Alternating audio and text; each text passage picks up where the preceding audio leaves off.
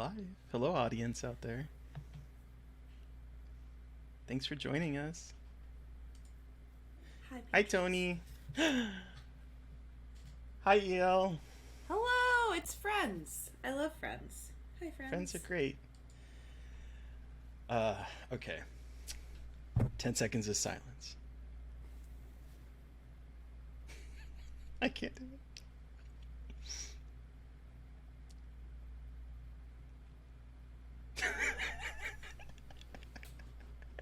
Okay, I have to admit something. I've been watching TikTok too much, and like, there's like a trend on TikTok. I don't know if it's like crossed over where people are like, there's a horrible song. It's do do do do do, and people are doing this like side thing while someone's trying to stab them. Oh yeah.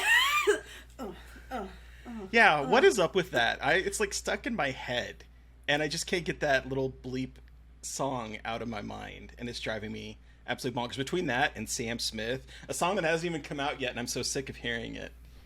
Oh, the corn song is the one in my head. Oh. It's corn. It's corn. A big lump of dubs. It's got the juice. It's got the juice.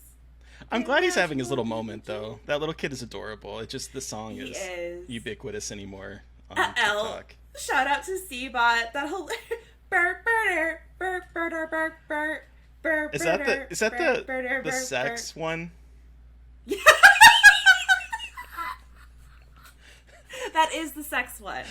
That is, in fact, the sex one. I'm surprised Steve hasn't started yelling it in the background. Yes. The one where the guy revealed that he used that song to fuck his girlfriend for 2 years, and then she was like, I cannot do this anymore. That's horrible. Yeah. My favorite were people were like, you could not have waterboarded this information out of me. I never want to even think about that. Apparently, like, his Reddit name was his actual name, and he made a TikTok about it, and I was like, my brother in Christ, what are you doing? No. Stop. No. Anyway. What are we doing? And this has been TikTok Live. Welcome back to Little Cuts, our weekly our weekly minisode where we talk about TikToks, apparently. No, we talk about the things that we've been watching and reading, I think, this week. I'm Terry. And I am Mary Beth. And this week we are talking about that twisty new horror film, a horror prequel, an adorable mockumentary, a book that is seared its way into Mary Beth's subconscious, and a morgue receptionist named Poop and Plots. I mean, how can you go from talking about a book that's seared into your consciousness into Poop and Plots? But we are going to make that shit work. I swear to you, they could not be more different.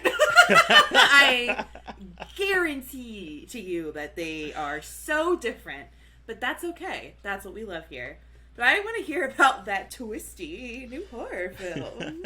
So I was having a struggle about what to cover this week because I've seen a couple things this week and a lot of them have been not good. I saw the new Thor movie. Sorry, Andrew Lassane did not like it. He told me to delete that comment on Twitter, but I did not like it. And then I saw Devil in Ohio, which feels like a low rent version of Servant. It's very bland. And it's not very good. But I watched the whole goddamn thing. I don't know why. Ain't that just the way? There's so many good things to watch. And I sat there for 8 episodes, 5 hours and 56 minutes, I think is what it said, watching this fucking thing that is so bland. It's so inoffensive. It's like, it's not even terrible. It's just so inoffensively boring. Ew, that's even worse. You're like, yeah. It's just like nothing. Oh, quick side note. I watched the first episode of Rings of Power and I really liked it. Okay. Wasn't it good? Yeah. But yeah, so we started it. Anyway. Good. Awesome. So the twisty new horror film, you talked about it last week. I finally saw Barbarian. And again, no spoilers. We're not going to spoiler this. We're not going to spoiler this? We're not going to spoiler this. We're not going to spoil this, but for our patron listeners, we might be releasing an episode at some point, just on addition to our Fresh Wounds, as like a spoiler cast of that when it comes out on VOD, so that everyone has a chance to watch it. So we might just throw that out there just for funsies, because it's just fun to talk about that movie. But the movie's great. I absolutely loved it. I love a movie that I can go in and I don't know where the movie is going to go, and I don't know where it's going to keep going, because this movie just inverts on itself, twists, does fun things. Just what I loved is that the trailer does not give away the movie. I thought the trailer was going to give away the film. The fucking slightest doesn't give away the movie. No, not at all. And I was like so blown away by how little the trailer actually shows. I was like, this is how you do a fucking trailer, because I went going, I was a little afraid that it was going to show a lot of what the movie was about. No. This movie is great. I can't really talk about it too much more than what we've said, because I don't want to spoil anything in this. This is a film you want to go in blind. But I'm just going to say this movie is Scarred for Life approved. It's going to be on my top 10 list for the year. I can't imagine it not being high up there on my list. This movie is great. If you can and feel safe, go see it in a movie theater. I have a feeling it'll probably be out on VOD before Halloween, I'm hoping. So maybe it'll be out. I don't know. But yeah. I loved it. I absolutely loved it. Fantastic performances. And it's not even a spoiler to say that, what's his bucket that you said last week? Justin Long is an absolute asshole trash in this. And it's not even a spoiler to say that. Yeah, put the whole man in the garbage can. But I feel bad for other horror movies coming out this year. Let's just say that. Absolutely. Like, I don't know from a big wide release horror film that you can get much better than this. No. It reminds me of how I felt about Malignant. Completely different movie, completely different twists and turns, nothing to do with Malignant except that this surprised the hell out of me in the same way that movie did. Yeah. Yes. More so, I would say. I agree. So that's all I can really say about it, because again, I don't want to spoil anything. I just wanted to say that I saw it. I absolutely loved it. And it was great. I'm so glad that so many people like this movie. I know. I'm seeing nothing but good things. And I was a little unsure, because it is, it's not a traditional film, shall we say? And so I was kind of curious how that was going to go over, but it seems like most people are just like over the moon with it. So what's going on? Do you hear Zucchini just like screaming in the background? Oh, no. Oh, it's because whenever we're in the kitchen, we're near the treat drawer. And he's always like, Steve cameo. People say hi. He won't just tell me what he wants. He won't use his words. He won't use his words. I'm surprised he didn't laugh when we were going. I was trying to. Chat says hi, Steve. The illusion that I'm not constantly making noise in the background. Yeah, we're live and we have people saying hi to you. Hi. Oh, disembodied hand. I think it's cool. Bye. You never know what's gonna happen. You never know. You never know. House of chaos over here. Anyway. Horror prequel. I'm really excited to see this one too. I'm hopefully seeing it this weekend, but tell me all about this one. So I saw Pearl, the extraordinary prequel directed by Ty West. I did not get one of the cool bandanas. I'm so mad because I saw it at a press screening. But anyway, yes, cat cameo. They keep opening the door in and out because they're little hellions. So this is the prequel to X. Obviously, X came out earlier this year. This is the story behind Pearl, who is, sorry everyone, the killer in X, and this is kind of like her origin story and what happened to kind of explain why she is the way that she is. And this is very 1940s, 1930s Wizard of Oz Technicolor film. It feels like an homage to that era of filmmaking from West. Okay. It's very, it's so bright and colorful. Again, like very Technicolor. It's very much like daytime horror. The thing with it is that it's not like X. Like, do not go into it expecting like a horror movie like X, because it's much more of kind of like a character study with some horror elements. Okay. But it's not at all like what happened in X. It's much more an examination of like repression and puritanical ideals on feminine bodies and what that leads to, and a pressure cooker for violence. So there's a lot more of that kind of exploration going on.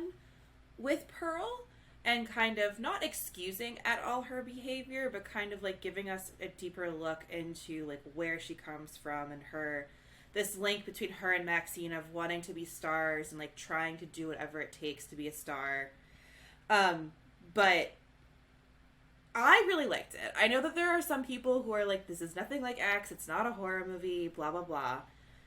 I really enjoyed it. It's so different from X, but I keep saying that, but like, because I want people to understand, like, you're not gonna get what you got in that first one. But I think if you have that expectation, it's really interesting. And the cool thing is, like, they wrote this in 2 weeks or like a couple weeks. When they were Mia Goth actually helped write this one. This is her first writing credit.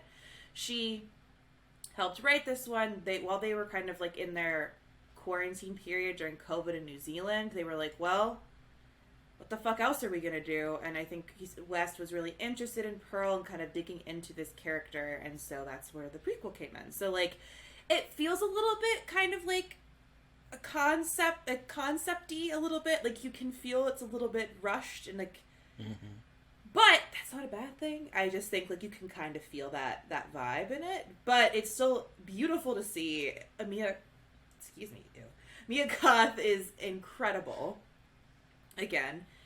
And we're getting a third one? Maxine with 3 X's, with Maxine in the 80s, probably as a porn star or navigating the porn industry. Apparently it's not going to be looking at like the VHS industry and the importance of porn and the rise of VHS tapes. So yeah.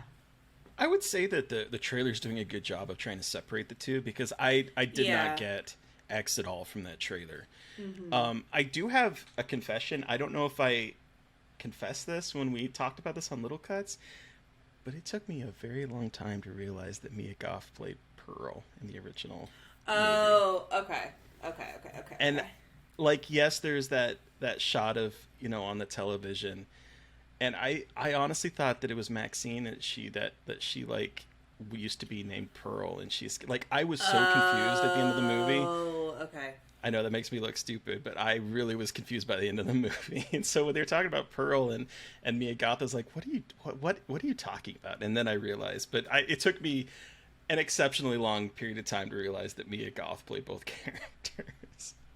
God, and she's incredible. I want Ty West to make a musical after watching this movie. It has like a lot of musical-like qualities to it. It looks like it does. Yeah, it definitely does. Very Wizard of Oz. Very Wizard of Oz. She grinds a scarecrow at one point. That's fun. It's not a spoiler. It's just grinds. Like basically like fucks a scarecrow. Okay. Kind of. There's no penetration, but she basically, yeah. You do you, girl. You do, girl. You know what? Whatever you need in this horrendous situation you find yourself in. Anywho. Just don't get splinters. Oh. That's the only thing I would be afraid of. She's wearing pants. She was wearing pants. Okay. Okay, dry humping. More power to you. Sorry, I should have qualified that one. Sorry. Oops. What's this adorable mockumentary? So speaking of sex, no. I'm sorry, E. I'll just wrote "hey humping," and I'm just like, I'm gonna die. Hey humping. I don't even know how to segue from that to this most adorable PG movie I've ever seen, called Marcel, the Shell with Shoes On. Oh, you saw it! I haven't seen it yet. Oh boy, it's gonna be a fun transition from that into what I'm talking about. Girl, I know. Anyway. So Marcel, the Shell with Shoes On, which is a A24 movie as well. So there's the connection, I guess. I didn't know what to expect with this movie. I just knew that it had this adorable, I didn't really know what it was. I think it's a slug. We've never seen the video? We never watched like the initial, Marcel the Shell with shoes on. He's a little shell. Sometimes he uses a Dorito as a hang glider. Yeah, I did. I really fucking love Marcel the Shell. Anyway. I didn't even know until like probably around the time the movie came out that he was based on a short film. I didn't know. But yeah, so this is directed by Dean Fleischer Camp and written by him, and also co-starring him, and also Jenny Slate as the voice of Marcel, the titular shell with shoes on, that I believe is a snail. Is that? No, he's just a shell. He's not, because like, he talks about how, like, you have to, like, find new shells, and some of his family members, one of them was a tampon. Oh yeah. I think he's just a shell. I don't think Okay. I think it's just like a weird species of shell. I think. But... I never got the idea that he was like a slug, or he's just like some weird like a shell people with shoes on. With shoes on.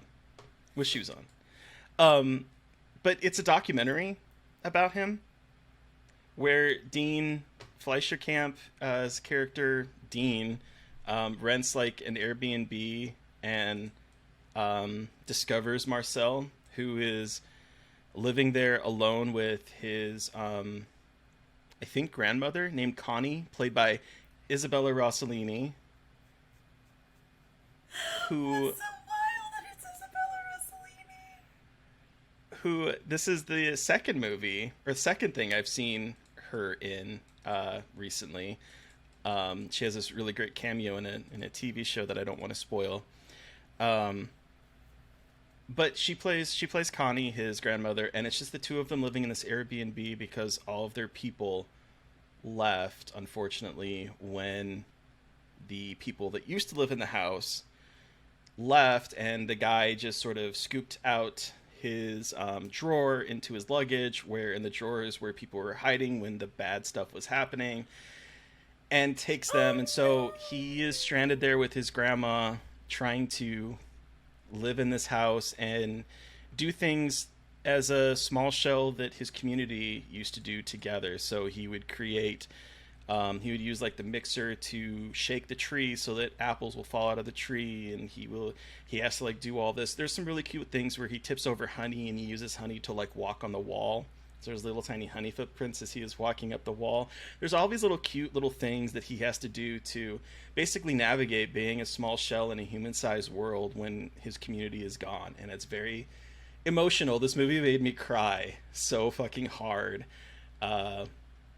because he's trying to make his life. He has this ailing grandmother who is losing her mental faculties, it seems like. And Jesus Christ, this is making me so upset. Just it's so sad, but also heartwarming, and it becomes like the Dean is filming Marcel and putting the stuff on YouTube, and Marcel's getting all of this like famous, and people are showing up at the house, and it just like builds up this story about this little shell that is trying to be independent but is missing his community. And it's so good. It's made me cry. I just like had my box of Kleenex and just like would grab one, go blow my nose, throw it to the side, and grab another one because it was making me fucking sob. It's so good though. A little man. He's just a little man trying to find his way in the world. It's just a man. Sorry. I love him so much. It's so sad. It's so sad. I don't want to watch it. I love the videos growing up, and I was like, I can't. I should watch this because I love the videos, but like, whew. It's so good, and it's animated so well. It's just it's a marvel. Right. It's a marvel of a movie. Fine. It's one of my favorites that I've seen this year. Oh, okay, all right. I highly recommend it, but just I'll just get the make sure you tissues have ready. I'll just get that the box of tissues Kleenex ready because Okay. I was not ready. I was not ready for this little fucking shell to just honey walk all over my heart. Oh, little footprints on your heart. Little honey. It's so cute. Oh my goodness. So in the same realm as this, what is this book that seared into your consciousness? So, I read something that is one of the most upsetting things I've ever read. Mm-hmm. It is called Gone to See the Riverman by Christopher Triana, whatever. This book had been like all over TikTok. I am on like horror book talk quite a bit, and this is always on the list of like disturbing books that are like really upsetting. Okay. And I was like, bet. Let's see. I don't know you were gonna say that. Bet. Let's find out. So basically the book is about a woman who is obsessed with serial killers and writes to serial killers in prison.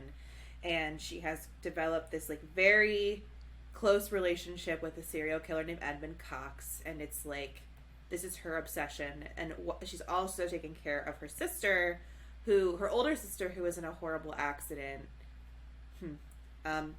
And is now like has limited mental faculties after the accident. So Lori, this character, is taking care of her sister, works at a diner, and is frequently communicating with the serial killer, who she also visits in prison. And one day, the serial killer says, "Prove yourself as like my #1 fan," because it's like lots of women are like writing him and being like groupies of serial killers, and this is like a look into the mindset of one of these people. But he says, okay, I need you to do this thing for me. I need you to go and see the Riverman. And she's like, okay, like he's just like some random dude, like it's totally fine. No, he's not some random fucking dude. It's fucking woo. So she goes, she brings her sister, because she can't leave her sister alone. So her sister, who is disabled, joins her on this quest to see the Riverman, and so many fucked up things happen along the way. Let me tell you, at one point I had to put the book down and I gagged. I don't do that. I do not do that. I gagged and had to put my phone away. I was reading it on Kindle. I had to put it away. I was like, I can't do this right now. Holy shit. Yeah, there's a lot. If you're gonna read this, please check the trigger warnings. Like, there's a lot of like gore, but there's also a lot of really horrendous thematic stuff going on that involves incest and rape. Okay. So it's a lot. Like, I didn't read the trigger warnings going into it, and I was just like, it's just like, Lori is the most fucked up main character of a book I've seen in a good long time. It's just twisted. I don't even know what else to say, and I don't want to spoil anything, but like, if you're into like extreme literature, give it a shot. But like, I honestly don't know if I can recommend this in good faith to like most people. Like, I think I was gonna liked it. I was gonna ask, like, it might be a weird word, but did you? I'm glad I read it. Okay. I think. I mean, it triggered emotions. I haven't been that. I both hated it, but read almost the entire thing in one day, and then I was like, I have to stop reading this before I go to bed. Like, I was like, I cannot read this in bed. Like, it's just gonna fuck up my head. And then I finished it today, because I was like, I gotta put this away for a couple days. Like, it's a lot. It's like it's very compelling, but it's also just like deeply upsetting, because again, Lori is the worst main character. Like deplorable from like an ethical standpoint. So, yeah, it's something. If you're into stuff like that, give it a try. But like, I can't really recommend it to people who like aren't into like splatter punk stuff. So what I'm hearing is that it's a good companion piece for Marcel. Let's have if you just want like two extreme experiences, like watch Marcel while you're crying, start reading this one and just be like, or read the book first and watch Marcel, and you'll have like a palate cleanser. Oh my god, fucking god. The way that he, like, Triana writes about he's a good writer then? Yeah, he made me gag. So yeah, that was that. Gone to see the Riverman. And who's the writer again? Christopher Triana is the writer, and he's written a bunch of other books I haven't read. I've discovered a thing about myself that reading disturbing books is harder for me than watching disturbing movies. Yeah. I mean, I think that kind of makes sense in some ways. Like I mean, I have a very overactive imagination, and I can easily fill in details that are conjured much more clearly and horrifyingly than can be displayed on TV sometimes.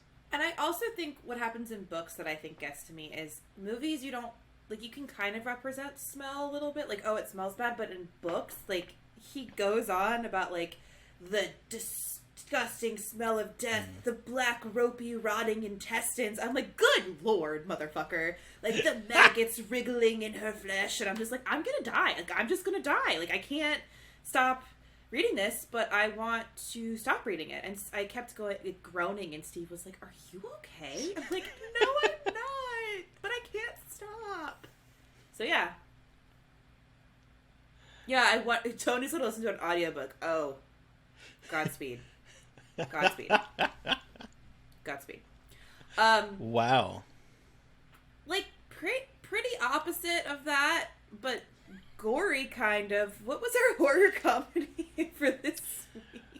Oh boy, this week, like, here's the thing. I try to introduce anyone I can, and I will talk about this movie any way I can, even though there's a lot of problems with this film. But I think this movie is fantastic. It is The Boneyard from 1991, filmed in 1989, which I think makes sense because it feels like an 80s film that time forgot, even though it was released in the 90s. Okay. That it does explain a couple. Direct to VHS.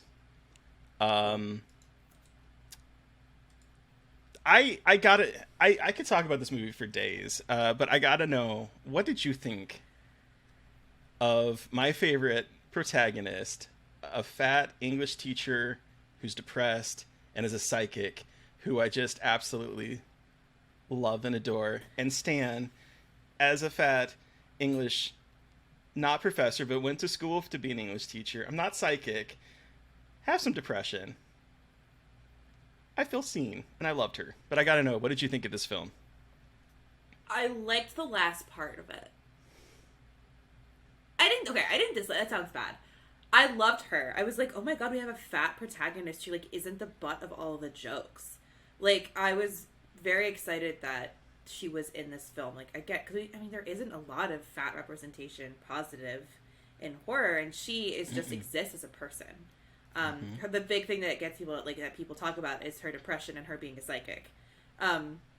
So it's like 40 minutes of this, like, it's like a depressed psychic and two cops, like, trying to figure out why this guy had a bunch of, like, bones in his basement.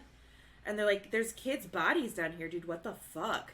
And so I was like, okay, like, because I know there's a goddamn zombie poodle on the poster. So I was like, what? When does the zombie poodle come? I was like, what is happening? Like, this does not have the right tone. And then as soon as shit hits the fan at, like, 40-minute mark, and then it just, like, goes bananagrams. Very Evil Dead 2 vibes to it, which I love. Phyllis Diller turns into this crazy fucking creature that looks like something out of Mars Attacks or a Tim Burton movie, which is a good thing. It's very weirdly anti-Asian or, like, mystical Orientalism stuff going on in this movie. That is the biggest problem. I didn't really understand what was really going on there. I was like, what is happening? Like, one of my first notes was like, I am not entirely sure what's happening here. And that was, like, when they were trying to, like, explain, like, there's this guy and he's got things in the basement and somehow he's a mortician. Magic. I don't know. He has a family curse that is Oriental, and I'm using that as, like, in the pejorative that they would use at that time. Has, like, that sort of Oriental mysticism that was so popular in, like, the 80s and early 90s, where he, like, is cursed and he has to feed kids to this thing in order to, like, keep it at bay. Flesh keeps it at bay. Not 100% sure. The zombies, when they pop up, are incredibly offensive looking in their face. Yeah. And in their eyes. Yeah. There's that whole thing, which is, like, a huge problem that I do have with this movie. It definitely is of the time, as we say.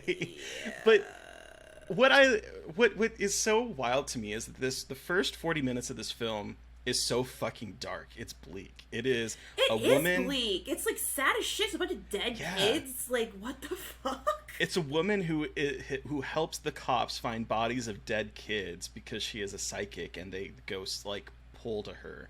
And there's this like nightmare where she sees like this dead kid crying, and it's almost played like a scare gag where the dead kid starts walking toward her, but all she wants to do is give her a hug for thanking her for reuniting her body and putting herself to rest. It is like dark, and there's a line that I think is really quite good for this movie. Just what the hell am I supposed to do with the grief, Jersey? She is like tormented by this grief. She has turned her home into like a shrine to depression. She is being crushed by this, and so we have this that eventually turns into a fucking morgue receptionist named Poopinplatz, who turns into a giant zombie, and her dog named Floofsims that turns into a killer poodle, a giant killer poodle. Like, the climax is him running from the killer poodle. Like, what the fuck? Giant killer poodle. Like, ginormous. Giant. But, okay, so my question here is, did the kids become the weird zombie creatures? Were those were the kids, correct? I was not, like, 100% clear on, like, who was what. I have seen this movie, like, 6 or 7 times, and I'm still not 100% sure. And but I think... Okay. Oh, sorry. I think the kids... Because, like, he makes a comment about how they appear like dead people, but they're actually demons or something. And so they just were pretending to be dead, and then they come alive. I don't know. It doesn't make a whole lot of sense. And then there's the woman who they cut. There's like a woman on the morgue. Like, did she try to kill herself? She tried to kill herself. That's right. Was unsuccessful. And she wakes up while they're slicing into her on the table at the morgue. On top of everything else. And I was just like, what? Like, it just goes from 0 to 60 very quickly in terms of just like people coming back to life. There are zombies that the practical effects are both really incredible and incredibly offensive. Like, it's like these two very interesting kind of like feelings to hold about that. And they just start eating people and throwing up on them and gooey, stuffing parts of their flesh into their mouth and turning them into zombies. Yeah.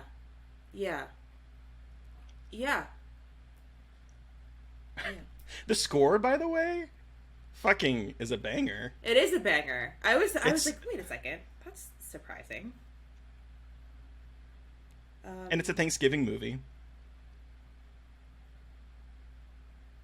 Is it? It says Happy Thanksgiving. There's a big banner when they go to the morgue that says Happy Thanksgiving.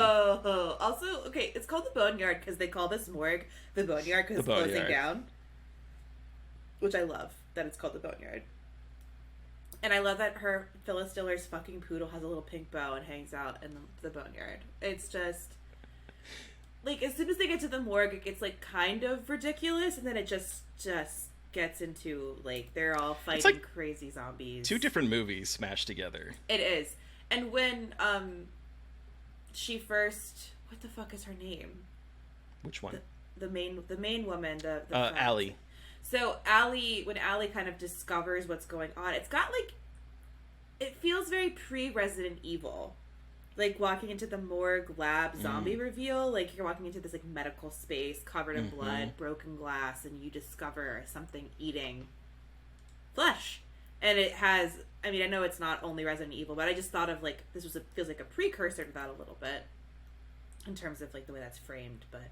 She grabs the axe out of the wall. It's actually a pretty good moment of tension as the camera follows her to discovering what is happening exactly.